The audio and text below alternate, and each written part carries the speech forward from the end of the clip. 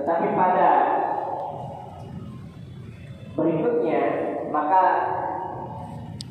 perkembangan pemikiran Islam dan kebutuhan akan tuntunan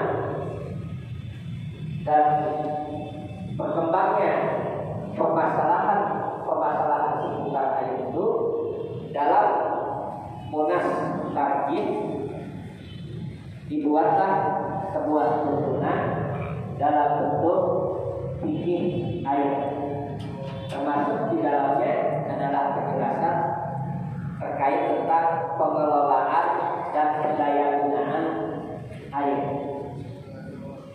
Karena dulu fikih air itu masih bersifat sederhana, dan di masa sekarang ini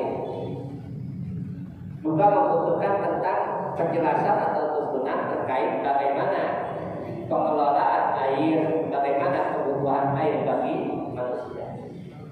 Nah, dalam bahasan malam ini kita akan mengambil beberapa bahasan tentang air ini. Pertama, terkait dengan jenis air. Jenis air. Jenis air yang pertama disebutkan oleh para ulama adalah air yang disebut dengan air mutlak. Air mutlak ini hukumnya adalah tahur, suci dan mensucikan. Jadi air yang bersifat mutlak. Air yang mutlak ini disebutkan oleh hadis-hadis Nabi Sallallahu Alaihi Wasallam adalah air hujan, air es atau salju atau embun. Ini yang disebut dengan air mutlak. Dan satu hadis Nabi Sallallahu Alaihi Wasallam yang menjadi dalil atau dasar dari air mutlak ini bisa kita lihat dalam doa iftitah atau istiftah yang dicontohkan atau diajarkan oleh Nabi Sallallahu Alaihi Wasallam ketika kita selesai takbiratul ihram dalam salat kita.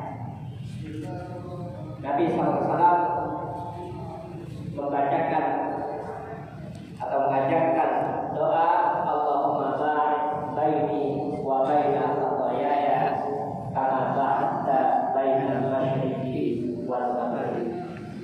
Allahumma naqqini min khataaya kama yunqqa as-sawbul abyadu minan danas. Allahumma ighsilni min khataaya bis-salji wal ma'i wal ma'. Ini ada kalimat Nabi Sallallahu Alaihi Wasallam dalam doa istiftahnya, doa iftitah setelah takbiratul ihram itu ada kalimat, ya Allah, sucikanlah, bersihkanlah kami dari kesalahan kami dengan salju ataupun dengan air ataupun dengan embun. Ini menunjukkan tiga yang disebutkan oleh Nabi dalam doa ini adalah air yang suci dan mensucikan. Maka disebut tiga hal ini adalah air mutlak. Yang kedua, air yang mutlak ini diantaranya disebutkan oleh Nabi Sallallahu Alaihi Wasallam adalah air laut. Di air laut ini sifatnya mutlak dan suci lagi mensucikan. Ini disebutkan dalam hadis Nabi Sallallahu Alaihi Wasallam yang kita dapatkan dalam riwayat Abu Daud.